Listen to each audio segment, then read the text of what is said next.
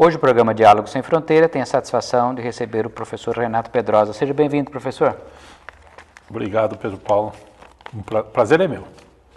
O professor Renato Pedrosa, ele tem uma formação bastante sui generis, porque engenheiro pelo ITA, ele depois chegou no campo da matemática, fez o seu doutoramento em Berkeley, na Califórnia, foi professor durante muitos anos no Instituto de Matemática, hoje está no Departamento de Ciência Política e Tecnológica do Instituto de Geociências da Unicamp, foi coordenador do vestibular da Unicamp e atualmente ele coordena no Centro de Estudos Avançados da Unicamp um grupo de pesquisa e de estudo exatamente sobre o tema da nossa conversa de hoje, que é o ensino superior.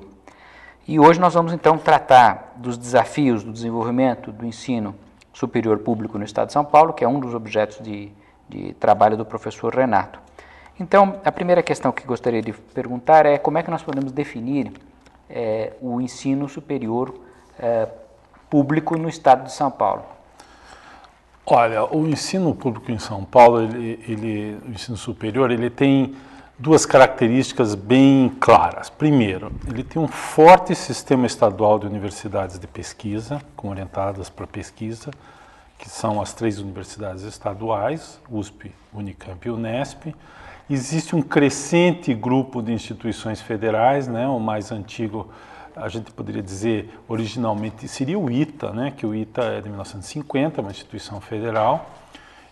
Mas depois nós tivemos a criação da Unesp, da UFSCar, né? Que é uma universidade dedicada à área de engenharia, mas tem outras áreas, hoje já tem também a área de saúde. E a Unifesp, que era a Escola Paulista de Medicina, conhecida como Escola Paulista de Medicina, foi federalizada e hoje também está deixando de ser uma universidade, uma instituição dedicada à saúde, ela é dedicada a todas as áreas. Depois dessas principais, tem a Federal do ABC, que é uma instituição mais recente, né? É de 2006.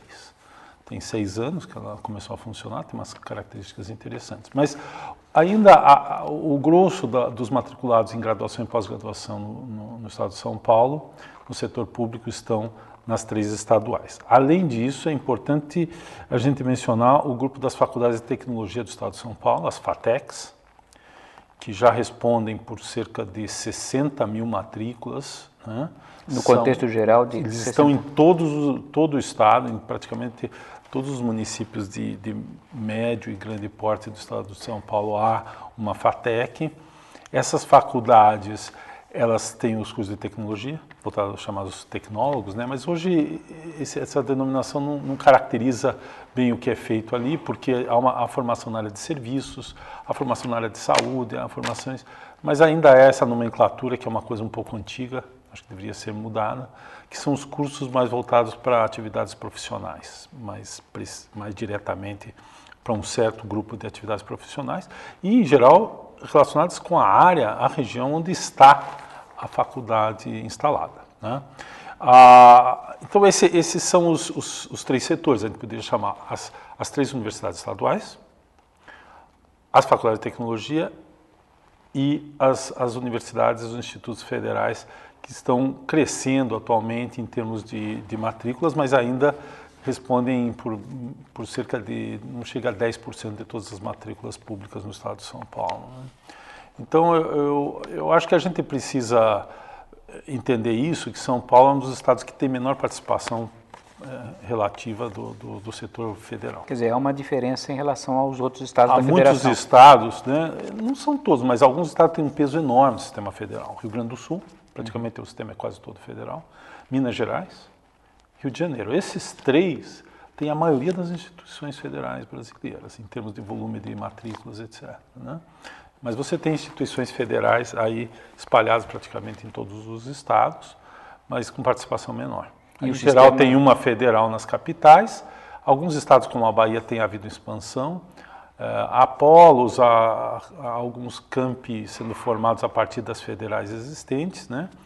Mas no estado de São Paulo, o sistema federal é relativamente pequeno, comparado com tanto o peso de São Paulo em termos de população, como o peso de São Paulo na própria educação superior. Só dar um número de referência, né? São Paulo hoje responde por cerca de 28% das matrículas do ensino superior do Brasil.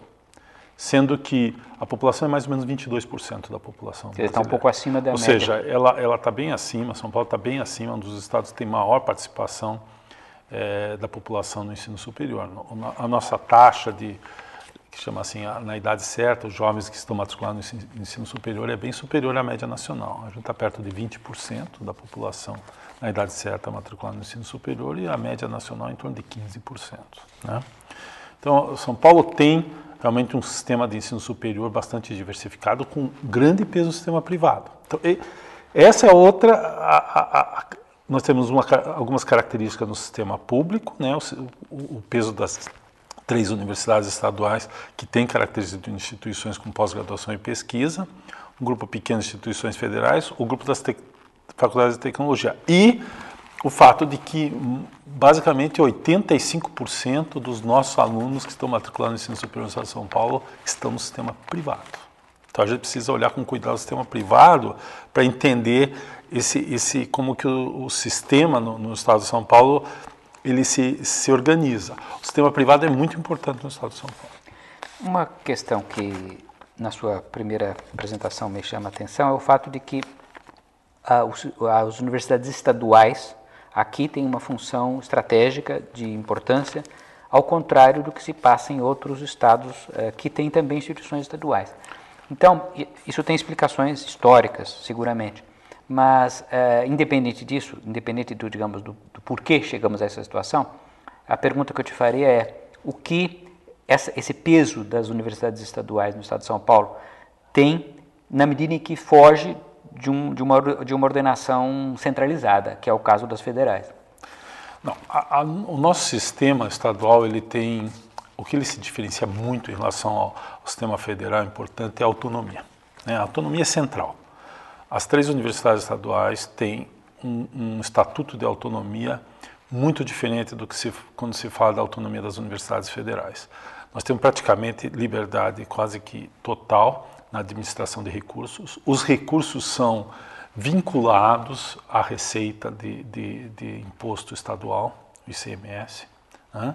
Isso foi estabelecido em 1989 e as universidades estaduais já tinham, a USP e a Unicamp, a Unesp era mais nova, mas também já tinha essa característica, já tinham características distinguidas em termos de serem universidades com forte peso da pós-graduação, etc. Mas a mudança de situação, vamos dizer, institucional com o decreto da autonomia permitiu às universidades estaduais se programarem, e ao contrário do que muitos pensavam que talvez aquilo desse uma liberdade excessiva e as universidades passassem a desperdiçar dinheiro, porque aparentemente havia poucos, como a gente pode dizer assim, vínculos de o que a universidade deveria fazer, quer dizer, é muito interessante, foi dada autonomia com pouquíssimas restrições em termos do que a universidade deveria fazer nos próximos anos, né? E as universidades responderam de uma forma extremamente positiva, um aumento enorme nas matrículas, mais do dobro do número de matrículas que havia naquela época na graduação, uma expansão vertiginosa na produção científica e na pós-graduação. Então isso é uma lição muito interessante, que as universidades conseguiram, dentro desse Estatuto da Autonomia, prestaram, vamos dizer, responderam ao Estatuto da Autonomia com muita responsabilidade e de uma forma que hoje elas ainda continuam sendo aquelas universidades no Brasil, apesar de todos os investimentos recentes no sistema federal, que se distinguem em todos os sentidos, seja na produção científica, na parte de qualidade da graduação, etc. E você crê que esse aspecto positivo da autonomia, ele possa ser replicado, por exemplo, no sistema federal em geral e em particular no estado de São Paulo? Porque você citou aí, nós temos 3 universidades, 2 já muito tradicionais, que é a Universidade de São Carlos e a Universidade que hoje é Federal de São Paulo, a Unifesp. Então, temos universidades com apoio da FAPESP, porque estão no estado de São Paulo. Quer dizer, sem a autonomia, essas universidades terão as condições de chegarem às posições que as estaduais chegaram? Olha, é possível, mas veja que nós estamos vendo agora, há uma crise no sistema federal, uma greve grande. porque segue aquele modelo do funcionalismo público tradicional, de que o salário é determinado pelo governo central, há uma série de coisas, quer dizer, não se dá a instituição... As 3 universidades de São Paulo decidem o salário dos seus funcionários e docentes, decidem, e decidem os investimentos, e têm feito isso com muita responsabilidade. O dinheiro vem, há uma parte que é reservada para investimento e custeio, e há uma parte destinada a salário. Inclusive, as nossas universidades respondem pelos inativos, de forma que tem um peso bastante grande, inclusive pelos inativos. Quer dizer, não é uma coisa que custa além do sistema para o Estado. Nós respondemos, praticamente há algumas mudanças em curso, mas nós respondemos também pelos inativos, então seriam os aposentados. Então, um modelo que é difícil talvez de organizar a nível nacional, ele poderia ser implementado talvez por um grupo, um subgrupo das federais que estão mais maduras, que têm pós-graduação já em bom nível, e nesse caso tanto a Federal de São Carlos quanto a Unifesp se enquadrariam, e essas universidades poderiam ter um orçamento, digamos, pré-determinado, em termos de receitas, do governo federal, poderia, quer dizer, é uma coisa a ser discutida, e que daria a essas instituições a liberdade de se organizar e continuar, né, progredindo num sentido organizado segundo esse modelo. Que eu imagino que algumas das universidades federais estão próximas, em termos de missão, de constituição do seu corpo docente, da Unicamp, da Unesp e da USP. Então, é possível fazer isso. Não, talvez não para uma universidade que está começando, e que hoje tem várias federais, ou que está se expandindo muito e que precisa. Mas a Federal de Minas, Federal do Rio de Janeiro, Rio Grande do Sul, Federal do Rio Grande do Sul, Federal de Pernambuco, Federal de São Carlos, a própria Unifesp, quer dizer, essas instituições são Santa Catarina, são universidades maduras, instituições já poderiam ter um estatuto diferenciado. Agora, você acha que esse desafio poderia ser, quer dizer, há uma questão aí política que seria que teria que dividir, teria que separar as universidades federais em categorias. Então, essa é a dificuldade política, digamos, né, que o governo federal, e mesmo aqui em São Paulo nós temos, como tem no sistema federal, os institutos dedicados à educação tecnológica, os IFET chamados, né, e as universidades. Em São Paulo nós temos as universidades e as FATECs, né? O sistema aqui, ele está organizado de uma certa forma que há uma certa homogeneidade nessas 3 instituições, né? As 3 universidades, o que não ocorre no sistema federal. Quer dizer, no sistema federal você tem uma universidade como a Federal de Minas, a Federal do Rio de Janeiro, que tem um patamar Federal do Rio Grande do Sul, na qualidade da pesquisa, na pós-graduação, etc., que caracterizam essas universidades como universidades maduras, já com essa característica, e elas poderiam ter esse estatuto. Agora, se você pega uma universidade federal do Mato Grosso do Sul, uma universidade federal do interior do sul da Bahia, ou do interior do Recôncavo, etc., são universidades novas, realmente aí você teria que tomar um certo cuidado, né, no sentido de... Politicamente, eu acho que se você criar um mecanismo que as instituições que vão chegando num certo patamar, elas adquirem esse status de autonomia, você poderia fazer. Teria que deixar bem claro, ó, vocês têm que chegar neste nível. Então, nós vamos dar condições para vocês chegarem nesse nível. Agora, é um processo lento. Nós estamos vendo, por exemplo, que há dificuldade de contratar professores qualificados nas universidades federais. Há muitas vagas para professores, nós não temos doutores formados em número suficiente para ocupar todas essas vagas. Aí eu pergunto uma questão, professor, que é a seguinte, esse exemplo que o professor acabou de dar de falta de doutores, que também foi isso que foi um pouco noticiado nessa linha, mas, ao mesmo tempo, nós vemos que se formos olhar os dados, é porque pessoas que foram reprovadas, candidatos reprovados. Então, a pergunta que eu faço... E tem poucos candidatos já, e aqueles que aparecem ainda são reprovados. Isso, então, aí a pergunta que se faz que eu faria o nosso sistema, que está muito centrado numa pós-graduação forte, mas ao mesmo tempo, em que medida também os nossos doutores, os nossos mestres doutores estão realmente capacitados para as exigências?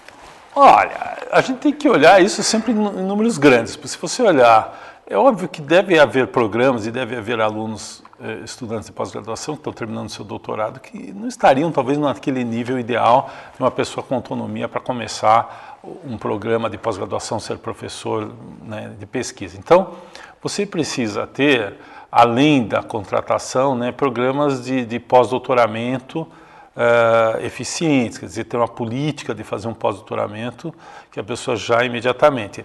E aí entra um outro ponto da nossa carreira. E aliás, isso afeta também a Unicamp, a USP, a Unesp. Quer dizer, o concurso público é um mecanismo que não é bem adaptado. Não é, infelizmente, isso deveria ser repensado. Nós temos que repensar a estrutura institucional de como se dá a carreira acadêmica. Quer dizer, se você faz um concurso, uma pessoa jovem, que está começando, que produziu muito pouco, ela faz um concurso público, se estabiliza. Quer dizer, qual é o incentivo realmente? E dado que nós estamos vendo que não há tantas pessoas disponíveis, não há uma facilidade de você contratar outras pessoas, uma vez estabelecido o estatuto da estabilidade, você não tem mais mecanismo para renovar os quadros, e isso introduz um modelo que não é muito bom, principalmente num sistema que está em expansão, porque você vai contratar pessoas que talvez não estejam, ou que talvez nunca venham estar prontas para ser pesquisadores. Então, seriam pessoas que passariam pelo sistema. Há uma quantidade enorme de universidades e faculdades privadas que poderiam assumir. Essas pessoas talvez sejam bons professores, estão bem formados para dar aula, mas não são pesquisadores efetivos. Não vão ser pessoas para trabalhar numa universidade como a Unicamp ou como a Federal de Minas Gerais. Então, o que acontece? Você contrata isso no sistema federal, a pessoa se estabiliza e nunca mais sai do sistema.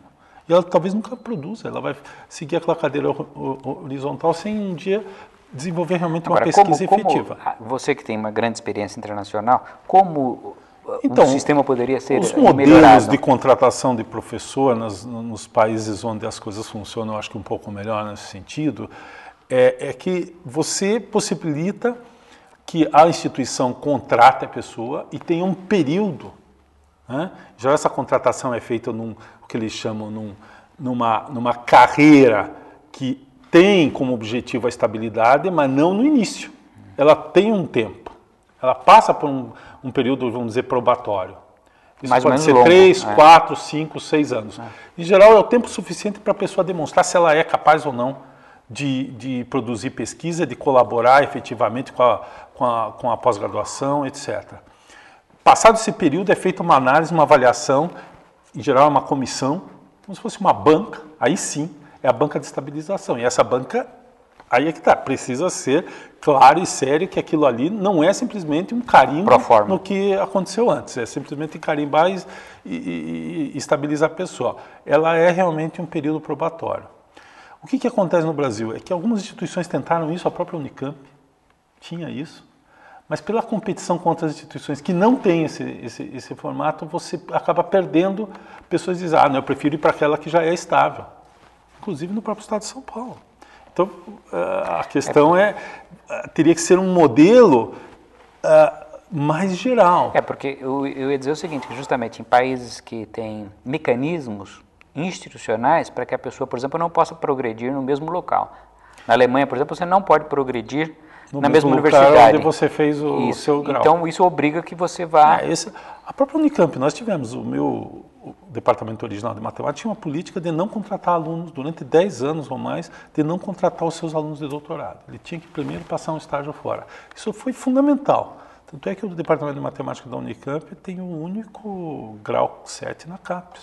É o único departamento universitário, só tem mais uma instituição que tem grau 7.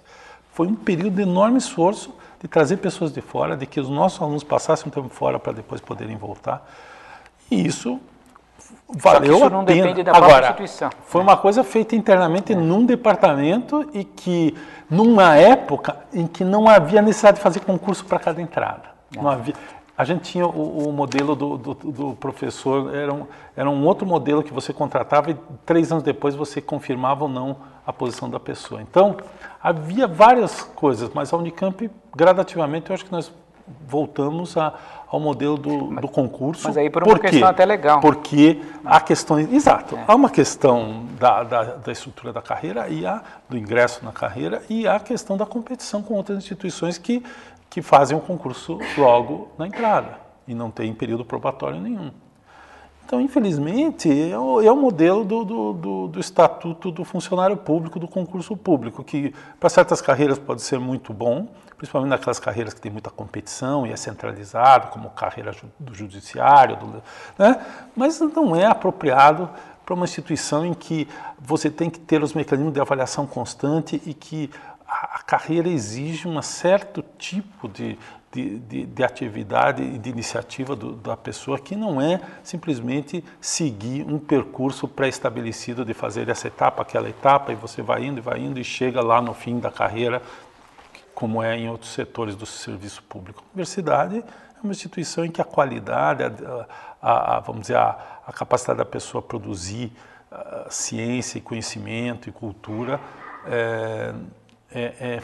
são fundamentais, né? É fundamental avaliar isso constantemente, etc. Isso não pode ser feito de uma forma num concurso público que você conta pontos, porque a pessoa tem esse título, aquele título, porque fez isso, fez aquilo. O que isso quer dizer? As pessoas às vezes nem sabem dar aula direito e você contrata a pessoa incapaz de dar aula. Nós temos às vezes é um bom cientista e não capazes de dar aula, né? Você tem que ter esse aspecto também. Tem a pessoa que é capaz, porque isso é universidade, nós não somos um instituto de pesquisa que só faz pesquisa. Ali talvez possa ter uma pessoa que não tem nenhum interesse, nenhuma capacidade para dar aula. Mas aqui nós temos, tanto na pós-graduação quanto na graduação. Então a gente teria que avaliar isso ao longo de um certo período, ver se a pessoa é capaz de fazer essas atividades de uma maneira bem feita, né? Professor Renato, queria agradecer muito, eu creio que o nosso público saiu realmente com uma informação muito mais aprofundada dos dilemas e das características do ensino superior e das questões atuais. Então, eu queria agradecer muito a sua disposição de estar conosco hoje. Obrigado, Pedro Paulo. Obrigado ao grupo de vocês aí pela oportunidade. E eu convido, então, a todos ao próximo programa Diálogo Sem Fronteira.